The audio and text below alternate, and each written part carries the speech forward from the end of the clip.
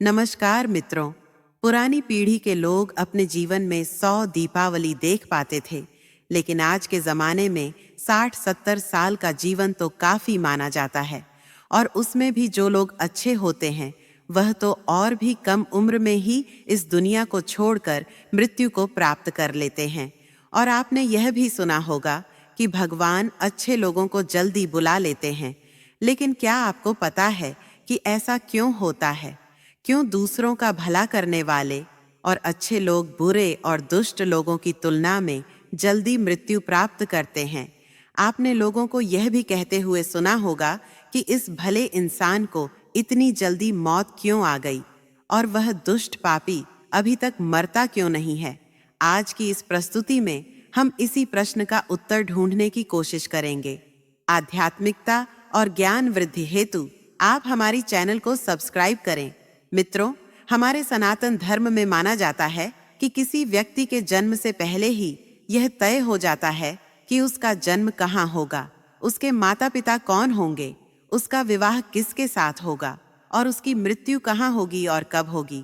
सभी धर्मों में मृत्यु को एक अटल सत्य माना गया है और जिसने जन्म लिया है उसे एक न एक दिन मरना ही पड़ता है।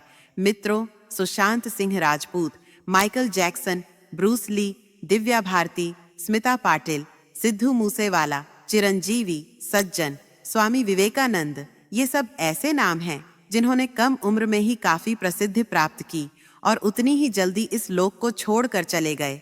ये लोग और ऐसे ही हमारे कई परिजन थे जो भले थे, कभी किसी का बुरा नहीं किया था, कभी किसी को सताया नहीं था। फिर भी भगवान ने हमें अपने पास क्यों बुला लिया? उन्हें तो अच्छे कामों के बदले में ज्यादा जीना चाहिए था। तो भगवान ने ऐसा क्यों किया? तो आइए इस बात को समझते हैं। आपने कई प्राचीन कथाओं में सुना होगा कि जब कोई ऋषि मुनि या भगवान किसी अप्सरा या देवता पर क्रोधित होते थे तो उसे सजा के तौर पर पृथ्वी लोक, मृत्यु लोक पर जन्म लेने का श्राप देते थे।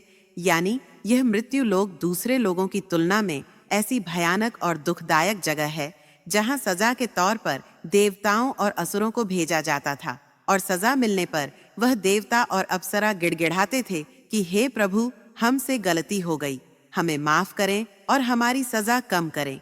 यह मृत्यु लोक समस्त ब्रह्मांड में न तो अच्छी जगह है न ही बुरी। यह तो इसे आप कर्म भूमि भी कह सकते हैं और कर्मों के हिसाब से ही आपकी आगे की यात्रा तय होती है। लेकिन जब हम जन्म लेकर यहाँ आते हैं तो हमें इस मृत्यु लोक की माया, जाल और मोह माया घेर लेती है और हमें यह मृत्यु लोक अच्छा लगने लगता है। हमें इस मृत्यु लोक और यहाँ रहने वाले लोगों से मोह हो जाता है। हम इस मृत्यु लोक को छोड़कर नहीं जाना चाहते हैं और हमारा कोई साथी इस लोक को छोड़कर चला जाता है तो भी हमें दुख होता है। जब किसी इंसान की मौत होती है तो वह जीवात्मा यमराज के पास जाती है और वहां उसके कर्मों का लेखा जोखा होता है और देखा जाता है कि उस जीवात्मा ने अच्छे कर्म किए हैं या बुरे कर्म किए हैं। अगर किसी जीवात्मा ने मृत्यु लोक में बहुत बुरे कर्म किए हैं, बहुत ज्यादा लोगों को सताया है, लूटा है, दुख पहुंचाया है, तो उसे दूसरे जन्म में उन सभी के साथ हिसाब चुकता करना होगा और उसी लिए उस जीवात्मा को लंबा जीवन काल मिलता है। यदि जीवात्मा ने अच्छे कर्म किए हैं तो उसे अगले जन्म में कम सांस लेनी पड़ती है। अब कई लोग कहेंगे कि अच्छे काम करने वाले को लंबा जीवन देना चाहिए और बुरे काम करने वालों को कम जीवन देना चाहिए। लेकिन भगवान ने जो व्यवस्था बनाई है वह सही और उत्तम है, क्योंकि इस मृत्यु लोक में रहना और जीवन व्यतीत करना हमारा लक्ष्य नहीं है। हम जीवात्माओं का अंतिम लक्ष्य तो परम पवित्र बनकर मोक्ष प्राप्त करना है और परमेश्वर का सानिध्य प्राप्त करना है। हर एक जन्म के साथ हमें अवसर मिलता है कि हम अपनी चेतना के स्तर को अच्छे काम करके ऊपर उठाएं और हम बुरे काम करते हैं तो हमारी चेतना का स्तर नीचे जाता है और हमें हजारों और कई बार तो करोड़ों सालों तक इस मृत्यु लोक में दुखों को झेलना पड़ता है। कहा जाता है कि एक जीवात्मा को 84 लाख बार इस संसार सागर के चक्कर काटने पड़ते हैं, तब जाकर उसे मोक्ष मिलता है।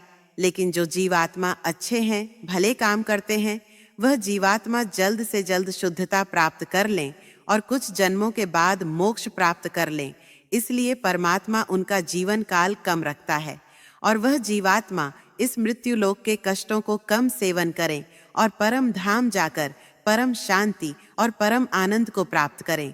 और इस जीवात्मा ने मृत्यु लोक में बुरे काम किए हैं, उसे इस मृत्यु लोक की यातनाओं को ज्यादा देर तक सहन करना पड़ता है और कई हजारों लाखों जन्म के बाद जब उसकी आत्मा पवित्र होती है तब जाकर उसे परम धाम की प्राप्ति होती है।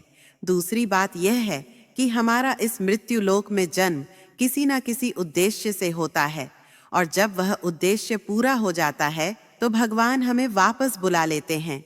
ऐसा नहीं है कि सभी लंबा जीवन जीने वाले लोगों ने पूर्व जन्म में बुरे काम किए हो, लेकिन वह अभी जीवित हैं, तो इसका मतलब यह है कि उनके जीवन का उद्देश्य अभी तक पूरा नहीं हुआ है।